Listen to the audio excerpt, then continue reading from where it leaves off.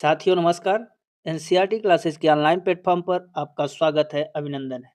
मित्रों, हम लोग आज यूपी टेट के महत्वपूर्ण पेपर में 30 महत्वपूर्ण प्रश्न लेकर उपस्थित हुए हैं। सूक्ष्म शिक्षण, माइक्रो टीचिंग। माइक्रो टीचिंग से 2 नंबर का प्रश्न हमेशा आया हुआ है और माइक्रो टीचिंग में आज हम लोग जो पढ़ेंगे 30 प्रश्न, इसके बाहर से पेपर में नहीं पूछेगा। क्योंकि ये लेटेस्ट न्यू सिलेबस पर आधारित हम लोग प्रश्नों को बना रहे हैं और जो आए हुए प्रश्न हैं उनको भी आपके समक्ष प्रस्तुत कर रहे हैं, तो ये आपके लिए बहुत ही सफिशिएंट है। तो आज शुरू करते हैं अपने पहले क्वेश्चन से। पहला प्रश्न कह रहा है, सूक्ष्म शिक्षण माइक्रो टीचिंग के प्रतिपादक कौन है? अगर माइक्रो टीचिंग के प्रतिपादक की बात करें तो डी डब्ल्यू एलन को माना जाता है। पहला ए ऑप्शन दे रखा है बी एफ स्किनर, जो कि गलत है। डी डब्ल्यू एलन आपका सही हो जाएगा। थोड़ा सा हम लोग सूक्ष्म शिक्षण को जानते चलें। सूक्ष्म शिक्षण की जो शुरुआत हुई थी 1961 में। कहाँ से? अमेरिका के स्टैनफोर्ड यूनिवर्सिटी से हुई थी। स्टैनफोर्ड यूनिवर्सिटी में सबसे पहले कीथ एचिसन, जो कीथ एचिसन है, कीथ एचिसन एवं बुश बुश ने शुरुआत करी। सबसे पहले की बात कर रहा हूँ। लेकिन माइक्रो टीचिंग को बढ़ाया किसने? माइक्रो टीचिंग को बढ़ाया डी डब्ल्यू एलन ने 1963 से। इसलिए डी डब्ल्यू एलन को माइक्रो टीचिंग का प्रतिपादक या जनक के रूप में जाना जाता है। समझ में आ गया? Next question. नेक्स्ट कह रहा है, भारतीय प्रतिमान एनसीईआरटी के अनुसार सूक्ष्म शिक्षण चक्र की कुल अवधि कितनी है? देखिए एनसीईआरटी जो है मानता है सूक्ष्म शिक्षण का 36 मिनट। तो कौन सा ऑप्शन सही होगा? ए ऑप्शन 30 मिनट गलत है, बी 40 भी गलत है, सी ऑप्शन आपका सही हो जाएगा 36 मिनट, जो कि आपका राइट आंसर है। Next question. सूक्ष्म शिक्षण का प्रथम पद चरण कौन सा होता है? देखिए, जो सूक्ष्म शिक्षण है इसका प्रथम पद ये होता है योजना। क्या होता है? योजना। सबसे पहले आप क्या करेंगे? योजना ही तो बनाएंगे। योजना जब बन जाएगी आपकी, किसी भी शिक्षण हो, कोई भी कार्य हो, सबसे पहले हम लोग क्या करते हैं? योजना बनाते हैं। जब योजना बनती है तब जो है क्या करते हैं? आगे बढ़ते हैं, प्रतिपुष्ट करते हैं, फिर शिक्षण करते हैं, फिर पुनः शिक्षण करते हैं, फिर यही कंडीशन योजना बनाना, प्रतिपुष्ट, शिक्षण, पुनः शिक्षण। तो यही इसका क्या है? चरण है। कौन सा? ए ऑप्शन शिक्षण कर रहा है, गलत हो जाएगा। बी ऑप्शन प्रतिपुष्टि भी गलत, सी ऑप्शन पाठ योजना। सबसे पहले प्लानिंग होती है, उसके बाद प्रतिपुष्टि, फिर शिक्षण। Next question. भारत में सूक्ष्म शिक्षण की शुरुआत किसने की थी? ए ऑप्शन कह रहा है डीडी तिवारी, बी ऑप्शन कह रहा है महात्मा गांधी, सी ऑप्शन कह रहा है रविन्द्रनाथ टैगोर और डी ऑप्शन कह रहा है राधा कृष्णन। देखिए, अगर हम लोग ये समझें कि भारत में सूक्ष्म शिक्षण की शुरुआत सबसे पहले इंदौर से मानी जाती है। एक प्रोफेसर थे आपके पासी, बीडी पासी। उन्होंने जो है सूक्ष्म शिक्षण की शुरुआत करी थी। लेकिन यहाँ पर उनका दिया नहीं है, तो कौन सा उत्तर सही हो जाएगा? आपका ए ऑप्शन सही हो जाएगा। उसके बाद ये डीडी तिवारी जो है इलाहाबाद यूनिवर्सिटी से रिलेटेड हैं, प्रयागराज यूनिवर्सिटी से रिलेटेड हैं। यहाँ उन्होंने शुरुआत करी, तो यहाँ पासी का नाम दिया नहीं गया है, इसलिए हम लोग डीडी तिवारी ऑप्शन पे जाएंगे। ए ऑप्शन सही हो जाएगा। बी ऑप्शन महात्मा गांधी गलत, सी रविन्द्रनाथ टैगोर और डी राधा कृष्णन भी गलत हो जाएगा। Next question. नेक्स्ट है आपका, सूक्ष्म शिक्षण में पुनः पाठ्य योजना रिप्लान के लिए कितना समय निर्धारित है? देखिए, जो रिप्लान है, रिप्लान के लिए 12 मिनट माना जाता है। तो कौन सा सही होगा? 6 मिनट गलत है। बी ऑप्शन 10 मिनट भी गलत है। सी ऑप्शन आपका सही हो जाएगा 12 मिनट। नेक्स्ट क्वेश्चन, सूक्ष्म शिक्षण एक तकनीकी है। अब यहाँ पर भरना है शिक्षण तकनीक, प्रशिक्षण तकनीक। देखिए सूक्ष्म शिक्षण को ट्रेनिंग माना जाता है, इसलिए ए ऑप्शन आपका गलत है, बी ऑप्शन सही हो जाएगा। एक प्रशिक्षण तकनीक है। सी मूल्यांकन कर रहा है, ये भी गलत, और अनुशासन भी आपका गलत हो जाएगा। नेक्स्ट क्वेश्चन, सूक्ष्म शिक्षण में जो छात्रों की संख्या है सामान्यतः कितनी होती है? देखिए छात्रों की संख्या जो है आपकी, ये 5 से 10 के बीच में होनी चाहिए। चूँकि कक्षा में जटिलता को कम करने के लिए किसका प्रयोग किया जाता है? माइक्रो टीचिंग, सूक्ष्म शिक्षण का प्रयोग किया जाता है।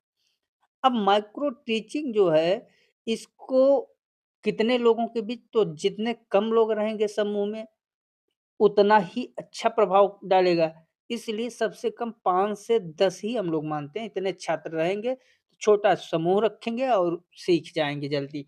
कौन-सा? ए ऑप्शन आपका सही हो जाएगा। बी कह रहा है 20 से 30 गलत है, 40 से कह रहा है 40 से 50 भी गलत, और केवल एक छात्र से संभव ही नहीं है, तो कौन-सा? A option is the right answer. Next question, सूक्ष्म शिक्षण का एक मुख्य उद्देश्य क्या है? पाठ्यक्रम पूरा करना, इस गलत है, दंड देना भी गलत है। माइक्रो टीचिंग का मुख्य उद्देश्य है कौशलों का विकास करना, इसलिए आपका C option is the right answer. Micro teaching में क्या है? प्रश्न पूछना, श्यामपट्ट का उपयोग, शिक्षक बालक को निपुण बनाना, संपूर्ण पाठ्यक्रम, ये सब नहीं है। प्रश्न पूछना, श्यामपट्ट उपयोग करना, ये सब आता है, मतलब जिसमें बच्चा के कौशल का विकास हो सके, निपुण बनाना, पाठ्यक्रम पूरा करना, ये सब सूक्ष्म माइक्रो टीचिंग में नहीं आता। तो C option is the right answer. परीक्षा लेना भी आपका गलत है। नेक्स्ट क्वेश्चन, स्टैनफोर्ड विश्वविद्यालय में सूक्ष्म शिक्षण का विकास किस वर्ष शुरू हुआ था? स्टैनफोर्ड में, जैसा कि हम लोगों ने चर्चा किया, 1963 में, तो B option is the right answer. ध्यान दीजिएगा, सर्वप्रथम प्रस्तुत किसने किया था? कीथ एचिसन एवं बुश ने। इसको बहुत अच्छे से, कब? 1961 में। लेकिन पूरा माइक्रो टीचिंग को धरातल पर किसने लाया? डी.डब्ल्यू. एलन। और वो जो है सिद्धांत बनाए 1963 में। तभी से माना जाता है, जनक भी उन्हीं को माना जाता है। नेक्स्ट क्वेश्चन, सूक्ष्म शिक्षण कौशल टीचिंग स्किल्स की सूची भारत में किसने तैयार की थी? ए ऑप्शन कह रहा है बी के पासी। बिल्कुल बी के पासी, जो माइक्रो टीचिंग है, ये भी बी के पासी इंदौर में शुरू किया था सबसे पहले। और यहाँ इनकी एक पुस्तक है बिकमिंग बेटर टीचर में 13 स्किल्स के बारे में बात करी है। किसमें? पुस्तक जो है इनकी बिकमिंग बेटर टीचर, उसमें 13 शिक्षण कौशलों की बात करी है, सूची दी थी, जो भारतीय प्रशिक्षण में बहुत ही महत्वपूर्ण भूमिका निभाते हैं। तो कौन सा? ए ऑप्शन सही हो जाएगा। डीडी तिवारी से पहले भी जो है बी के पासी ने माइक्रो टीचिंग के बारे में बताया हुआ है। ये प्रोफेसर थे इंदौर के, तो वहीं इन्होंने चर्चा करी, बट वहां पर डीडी तिवारी ही नाम है। नेक्स्ट क्वेश्चन, सूक्ष्म शिक्षण चक्र में प्रतिपुष्टि फीडबैक के लिए कितना समय दिया जाता है? फीडबैक के लिए 6 मिनट पर्याप्त है, 6 मिनट दिया जाता है। तो कौन सा? आपका B option is the right answer. A option 5 minute गलत हो जाएगा, बी ऑप्शन 6 मिनट है, सही हो जाएगा। सिर्फ 12 मिनट आपका पाठ्य योजना के लिए है, 2 मिनट होता ही नहीं, तो डी ऑप्शन भी गलत। नेक्स्ट क्वेश्चन, उद्दीपन परिवर्तन कौशल स्टिमुलस वेरिएशन में शामिल है शरीर संचालन, आवाज में उतार चढ़ाव, भाव भंगिमा, उपरोक्त सभी। देखिए उद्दीपन परिवर्तन में शरीर संचालन भी आता है, बी आवाज में उतार चढ़ाव भी आता है, सी भाव भंगिमा भी, और डी ऑप्शन भी आपका मतलब उपरोक्त सभी सब आते हैं, ये तीनों आते हैं, इसलिए आपका डी ऑप्शन सही हो जाएगा। नेक्स्ट क्वेश्चन,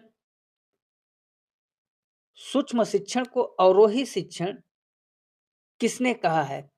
ए एलन ने, बी बुश ने, सी पासी ने, और डी आपके क्लार्क ने। तो जो डी डब्ल्यू एलन हैं, इन्होंने क्या कहा है? माइक्रो टीचिंग को अवरोही स्केल डाउन टीचिंग कहा है। कौन सा? ए ऑप्शन आपका सही हो जाएगा। बुश, पासी और क्लार्क तीनों गलत हैं। नेक्स्ट, श्यामपट्ट कौशल ब्लैक बोर्ड स्किल्स में क्या आवश्यक है? सुंदर और स्पष्ट लिखावट, रंगीन चाक का अधिक उपयोग, बोर्ड को पूरा भर देना और बहुत छोटा लिखना है। देखिए, जो श्यामपट्ट कौशल है, श्यामपट्ट लेखन कौशल में केवल अगर हम लिखना ही पर्याप्त माने तो लिखना ही पर्याप्त नहीं है, बल्कि अक्षरों का आकार भी समान होना चाहिए, ये भी बहुत ध्यान देना है। तो सुंदर भी होना चाहिए, स्पष्ट भी होना चाहिए क्या आपका लिखावट। कौन सा? सबसे ज्यादा A option the right answer. Next question, सूक्ष्म शिक्षण किस सिद्धांत पर आधारित है? प्रयास एवं त्रुटि गलत। सक्रिय अनुबंधन, इसमें क्या होता है? कंडीशनिंग होती है, सक्रिय अनुबंधन होता है, ऑपरेंट कंडीशनिंग होती है, इस पर आधारित है। यहाँ फीडबैक दिया जाता है, रेनफोर्समेंट किया जाता है, मतलब पुनर्बलन किया जाता है। तो ये किस पर? जहाँ पुनर्बलन हो, प्रतिपुष्टि हो, वहाँ कौन सा सिद्धांत? सक्रिय अनुबंधन। तो कौन सा? बी ऑप्शन आपका सही हो जाएगा। अंतर्दृष्टि भी गलत, सामाजिक अधिगम भी गलत हो जाएंगे। नेक्स्ट क्वेश्चन, प्रस्तावना कौशल इंट्रोडक्शन स्किल्स का मुख्य घटक क्या है? गृह कार्य देना, पूर्व ज्ञान का परीक्षण, व्याख्या करना, अनुशासन। देखिए, प्रस्तावना कौशल का मतलब क्या होता है? प्रस्तावना का मतलब होता है कि बच्चे को पुराने ज्ञान के साथ नए ज्ञान को जुड़वा सकें, यही होता है प्रस्तावना। इंट्रो का मतलब ही होता है कि इंट्रो से बच्चों के मन में, उनके अंदर जो पुराने ज्ञान है उसको उजागर किया जा सके। तो ए ऑप्शन आपका गृह कार्य गलत, बी ऑप्शन आपका सही हो जाएगा। पूर्व ज्ञान का परीक्षण करते हुए आगे बढ़ा जाए। छात्रों से ऐसे प्रश्न पूछना चाहिए जो कि उनके पुराने ज्ञान को जोड़े। नेक्स्ट, सूक्ष्म शिक्षण में एक समय में कितने कौशल का अभ्यास किया जाता है? देखिए, माइक्रो टीचिंग की एक विशेषता सबसे बड़ी यह है कि इसमें शिक्षक का ध्यान नहीं बंटता है। इसलिए क्या होता है कि इसमें केवल पुनर्मनन या व्याख्या, दो में एक ही एक साथ चलेगा। और अगर ये सोचेंगे कि हम लोग पूरे 2 या 2 से अधिक कौशल का विकास करें, तो वो जो है फिर उसमें ध्यान बँट जाएगा। इसलिए एक समय में एक ही कौशल का अभ्यास किया जाता है। तो यहाँ पर 2 दे रहा है, बी सभी दे रहा है, गलत, केवल एक समय में एक। नेक्स्ट क्वेश्चन, पुनः शिक्षण रीटेक के लिए एनसीईआरटी मॉडल में कितना समय है? पुनः शिक्षण के लिए जो समय निर्धारित किया गया है वो 6 मिनट है। कितना? आपका 6 मिनट। तो ए ऑप्शन ही आपका सही हो जाएगा। बी, सी, डी 12, 18, 5 तीनों गलत हो जाएँगे। देखिए, जो रीटेक है, इसमें क्या है, पुनः शिक्षण में क्या है कि जो अ, सुधार आपने किया है, सुधार की गई योजना को जो है शिक्षक दोबारा छात्रों के समक्ष 6 मिनट के अंदर पढ़ा दे, यही है। नेक्स्ट क्वेश्चन, नेक्स्ट कह रहा है खोजपूर्ण प्रश्न कौशल का संबंध किससे संबंधित है? किससे है? संबंध किससे है? छात्रों को डराने से, गलत है। विषय वस्तु की गहराई तक पहुंचने के लिए हम लोग क्या करते हैं? खोजपूर्ण प्रश्न कौशल का विकास करते हैं। कौन सा? बी ऑप्शन आपका सही हो जाएगा। इसका मतलब ही होता है कि जब छात्र किसी प्रश्न का उत्तर नहीं दे पाता या अधूरा उत्तर देता है, तो शिक्षक क्या करता है? स्कैफोल्डिंग, मतलब अस्थायी मदद देकर या संकेत देकर उससे छोटे-छोटे, छोटे-छोटे प्रश्न को पूछकर यहाँ लास्ट स्टेज तक पहुँचाता है। मान लीजिए ये आपका यहाँ से प्रश्न शुरू हुआ, छोटे टुकड़ों में तोड़ेगा, फिर तोड़ेगा, फिर तोड़ेगा, फिर लास्ट स्टेज पे पहुँचा देगा। तो ये होता है गहराई तक जाने से आपका खोजपूर्ण प्रश्न कौशल संबंधित है। नेक्स्ट, अ, जैसे कक्षा से बाहर जाने से, चुप रहने से, ये भी गलत हो जाएगा। नेक्स्ट क्वेश्चन, नेक्स्ट कह रहा है सूक्ष्म शिक्षण की प्रकृति कैसी होती है? विश्लेषणात्मक, दार्शनिक, केवल सैद्धांतिक, अव्यवस्थित। जो माइक्रो टीचिंग है ये विश्लेषणात्मक होती है। क्यों? क्योंकि हम आप छोटे-छोटे टुकड़ों में किसी भी क्रम को पाठ्य योजना तैयार करके छोटे-छोटे टुकड़ों में तोड़कर उसे पूरा करते हैं, तो इसमें क्या होगा? विश्लेषण होगा। विश्लेषणात्मक प्रकृति होती है इसीलिए, तो आपका कौन-सा ए ऑप्शन ही सही हो जाएगा। दार्शनिक, सैद्धांतिक, अव्यवस्थित तीनों ऑप्शन गलत है। नेक्स्ट क्वेश्चन, शिक्षण चक्र का अंतिम पद कौन-सा है? जैसा कि हम लोगों ने चर्चा किया है कि शिक्षण का अंतिम चक्र कौन? तो सबसे पहले पाठ्य योजना होता है, फिर प्रतिपुष्टि होता है। प्रतिपुष्टि के बाद होता है पुनः पाठ्य योजना रीप्लानिंग, फिर पुनः प्रतिपुष्टि। तो आपका पुनः जो लास्ट फीडबैक है, मतलब ए ऑप्शन प्रतिपुष्टि गलत, बी ऑप्शन पुनः प्रतिपुष्टि ये आपका सही है। लास्ट स्टेप जहाँ दोबारा रीप्लानिंग होता है, पुनः प्रतिपुष्टि होता है, उसके बाद फिर से फीडबैक दिया जाता है, वो आपका अंतिम पद माना जाता है। नेक्स्ट क्वेश्चन, सूक्ष्म शिक्षण में पर्यवेक्षक की भूमिका क्या होती है? गलती पर दंड देना ये ऑप्शन गलत है। सुधार हेतु फीडबैक देना बिल्कुल बी ऑप्शन आपका सही है। सी ऑप्शन कक्षा से बाहर बैठना और डी अंक काटना भी गलत हो जाएगा। देखिए जो पर्यवेक्षक है वो भूमिका ही है, मार्गदर्शक होता है पर्यवेक्षक। वो मार्गदर्शक की तरह कार्य करता है, शिक्षक के व्यवहार का निरीक्षण करता है, ऑब्जर्वेशन करता है और ऑब्जेक्टिव तरीके से सुधार के लिए सुझाव देता है। नेक्स्ट, पुनर्बलन कौशल कितने प्रकार का होता है? देखिए यहाँ पर पुनर्बलन कौशल की बात कर रहा है तो पुनर्बलन 2 प्रकार का। या तो पुनर्बलन कैसा होगा? पॉजिटिव होगा या फिर नेगेटिव होगा। जो पुनर्बलन पॉजिटिव होगा वो व्यवहार को दोहराने में मदद करता है। जैसे हमने किसी की प्रशंसा कर दी, उसके बाद समझिए या किसी को पुरस्कार दे दिया। जैसे कोई बच्चा लिख पा रहा है और कोई नहीं लिख पा रहा है। अगर बच्चा लिखा और इसकी हमने क्या कर दी? प्रशंसा, तो बच्चा बार-बार लिखेगा। लेकिन यही लिखने पर इसको हमने नेगेटिव जैसे दंड हुआ, दंड दिया या मना कर दिया, तो बच्चा क्या फिर लिखेगा? बच्चा फिर नहीं लिखेगा। तो 2 प्रकार के पुनर्बलन, एक पॉजिटिव और एक नेगेटिव, तो एक सकारात्मक गलत, 2 धनात्मक और ऋणात्मक दोनों होते हैं। सी और डी भी आपका गलत हो जाएगा। नेक्स्ट क्वेश्चन, शाबाश, बहुत अच्छा कहना किस प्रकार का पुनर्बलन है? ये आपका किस में आएगा? पॉजिटिव पुनर्बलन में। कौन सा? ए ऑप्शन आपका सही हो जाएगा। ऋणात्मक, अशाब्दिक, दंड तीनों गलत हो जाएंगे, क्योंकि इससे बच्चा बार बार अपनी प्रकृति को दोहराएगा। तो जो कार्य दोहराने में मदद करे, जो व्यवहार दोहराने में मदद करे, वो आपका धनात्मक में आता है। नेक्स्ट क्वेश्चन, सूक्ष्म शिक्षण का उपयोग किनके लिए किया जाता है? प्राथमिक विद्यालयों के बच्चों के लिए, माध्यमिक विद्यालयों के बच्चों के लिए। देखिए जो सूक्ष्म शिक्षण है इसकी उपयोगिता बीएड, बीटीसी, डीएलएड जैसे कोर्स में जब छात्र और अध्यापक के आत्मविश्वास में कमी होती है, वहाँ भी जो है इसका यूज़ किया जाता है। तो यह केवल प्राथमिक तक संभव नहीं है, माध्यमिक तक संभव नहीं है। ये शिक्षक प्रशिक्षुओं के लिए बेस्ट होता है माइक्रो टीचिंग। तो C option is the right answer. Question क्या कर रहा है?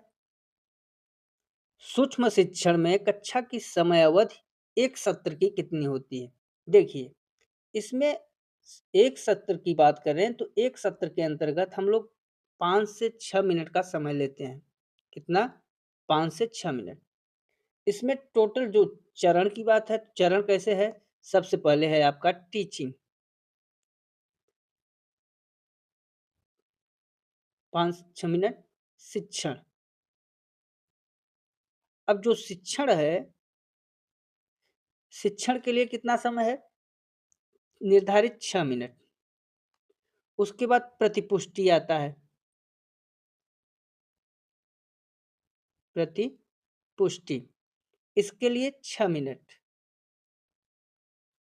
फिर आपका प्रतिपुष्टि के बाद पुनः पाठ योजना,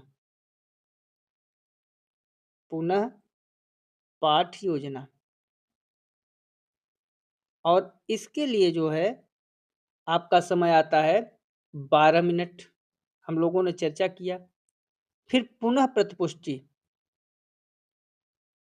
और जो पुनः प्रतिपुष्टि है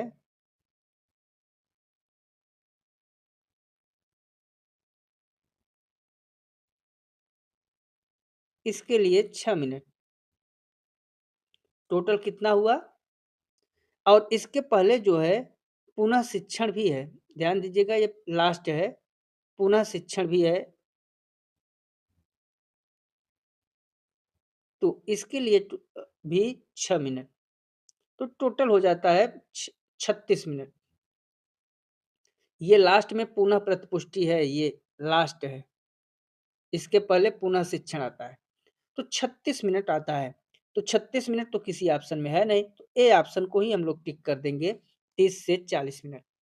ठीक, शिक्षण फर्स्ट, सेकेंड, पुनः पाठ्य योजना थर्ड, फिर आपका फोर्थ, फिर 5, ये कंडीशन चलती है। नेक्स्ट क्वेश्चन, नेक्स्ट है आपका, व्याख्यान कौशल में सेतु का कार्य कौन करता है? देखिए, सेतु का कार्य बोर्ड करेगा नहीं, कौन करेगा? कनेक्टिंग लिंक्स, योजक शब्द जो होते हैं वो कार्य करते हैं किसका? व्याख्या। क्योंकि जब आप व्याख्या करेंगे तो व्याख्या करते समय, क्योंकि इसलिए ये सब शब्दों का प्रयोग करेंगे ना, तो ये किसका कार्य करते हैं?